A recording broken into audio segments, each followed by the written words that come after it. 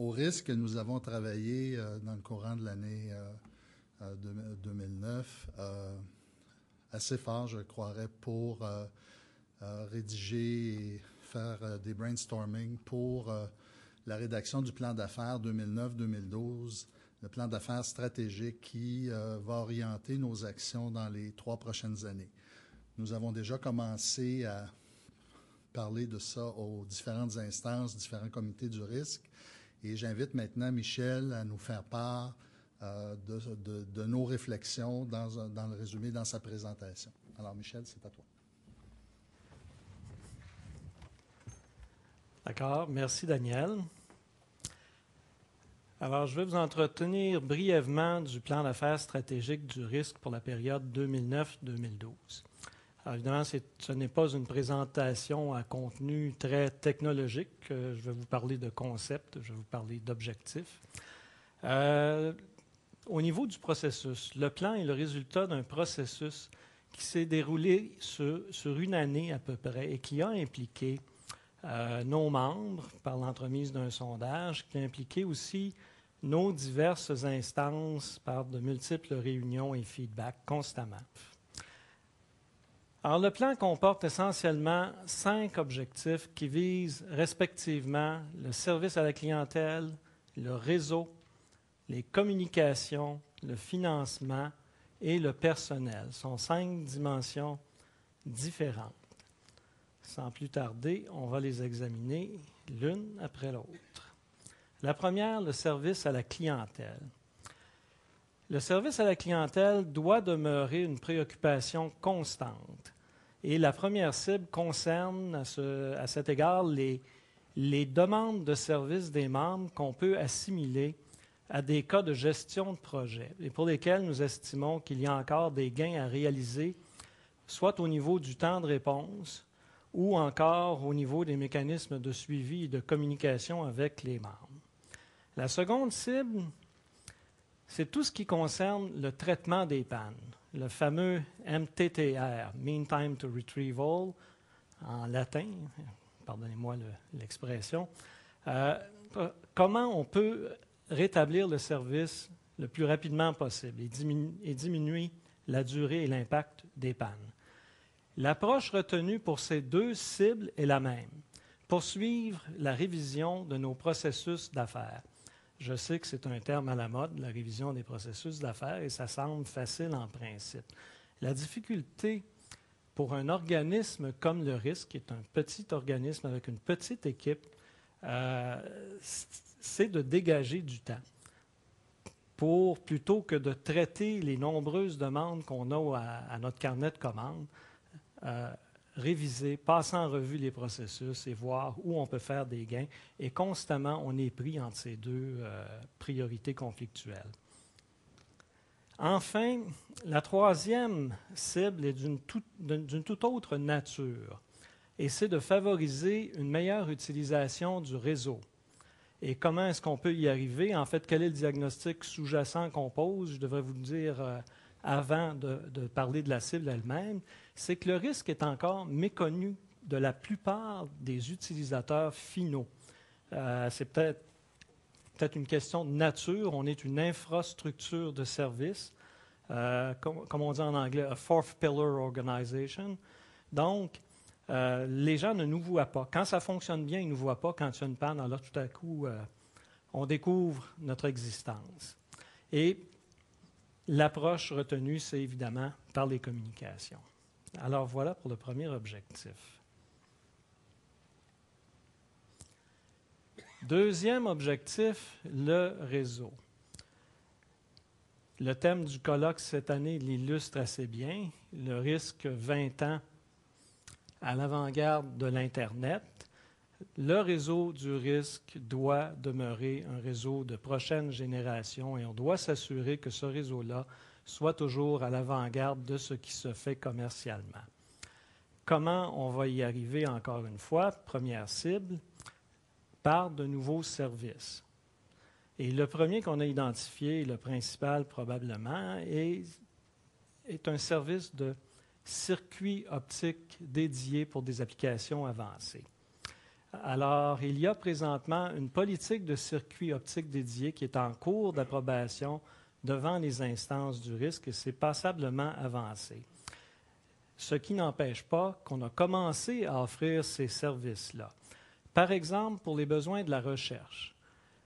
Au Québec, il y a 2 des 7 consortiums canadiens de calcul haute performance, le HPC en anglais. Le CLUMEC, ce sont le CLUMEC et le RQCHP.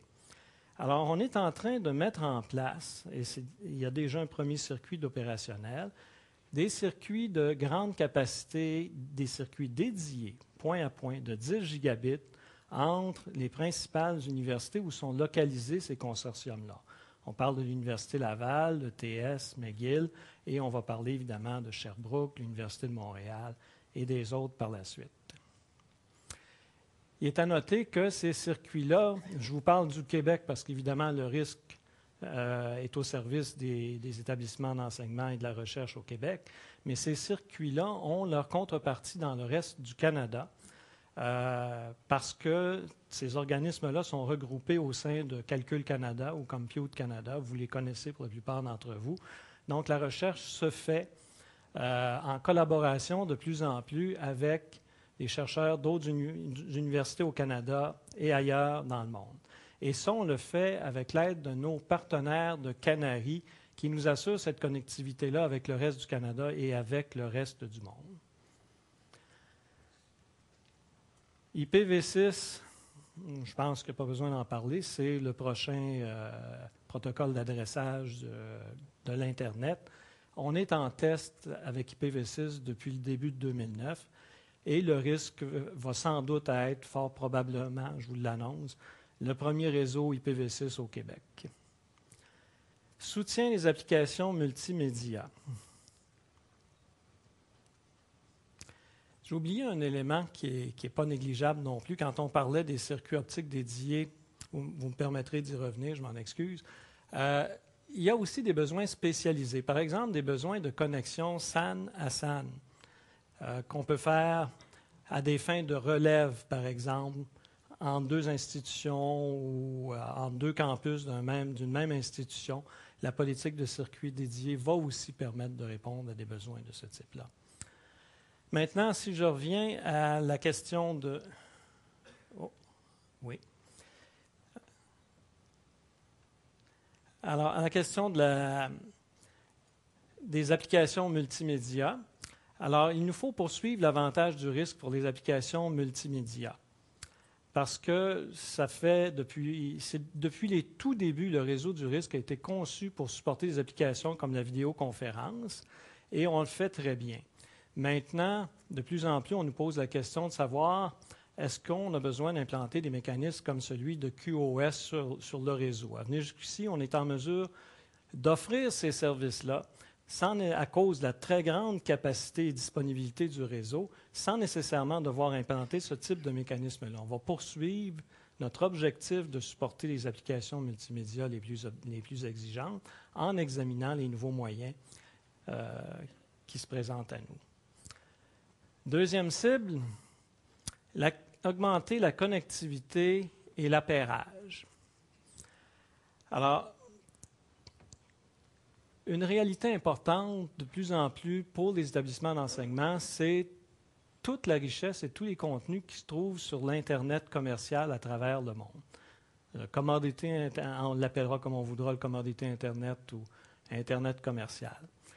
C'est aussi la question de rejoindre les étudiants qui sont à leur domicile et qui veulent accéder au contenu de leurs établissements d'enseignement, de leur université ou de leur cégep, ou bientôt, je l'espère, de leur commission scolaire. Pour ça, la question de la connectivité entre le risque, qui est un réseau privé de l'Internet, et les réseaux commerciaux publics de l'Internet est fondamentale, très importante. On opère une infrastructure qui s'appelle le KIX, qui est un point neutre d'appairage, et on veut augmenter à tous les niveaux ces points d'interconnexion-là, augmenter l'appairage avec les autres réseaux. Avec celui de Canari, on a des projets d'augmentation de la capacité de la bande passante d'interconnexion. Avec nos voisins de l'Ontario, le réseau Orion. et avec les fournisseurs de contenu, les Google de ce monde. Enfin, troisième cible, robustesse et capacité du réseau. On va poursuivre encore une fois, vos messages ont été très clairs à travers les instances du risque. Il nous faut avoir un réseau de plus en plus robuste, redondant et qui supporte, qui offre la capacité requise pour les nouvelles applications.